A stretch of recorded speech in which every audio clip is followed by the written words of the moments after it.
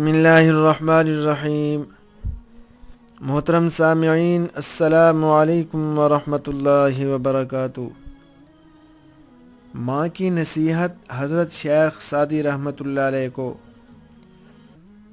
عزیزان محترم، حضرت شیخ سعدی رحمۃ اللہ علیہ اپنا قصہ بیان کرتے ہیں کہ جوانی کی جہالت کی وجہ سے ایک دفعہ میں نے اپنی ماں سے بد کلامی کی، جس پر وہ پریشان ہو گئی اور ایک کونے میں بیٹھ کر رونے لگی اور کہنے لگی کہ شاید تو اپنا بچپن بھول چکا ہے جو میرے ساتھ یوں سختی سے پیش آ رہا ہے۔ میرے دوستو، ایک بوڑھی عورت نے اپنے جوان بیٹے کو چیتے کی طرح دھاڑتے دیکھ کر کہا کہ کیا تجھے وہ وقت یاد ہے کہ جب تو میری گود میں بے بس و مجبور پڑا تھا اور آج مجھ پر یہ ظلم کرتا ہے کہ تو آج شیر ہے اور میں بوڑھی ہوں۔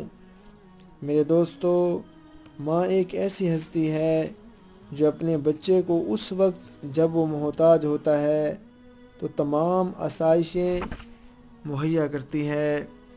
وہ بچہ جب بڑا ہو کر اپنی ماں کے ساتھ بد کلامی اور بدتمیزی کرتا ہے تو اس ماں کے دل پر کیا گزرتی ہوگی میرے دوستو، جس نے اپنے آرام و سکون کو خیر باد کہہ کر اپنے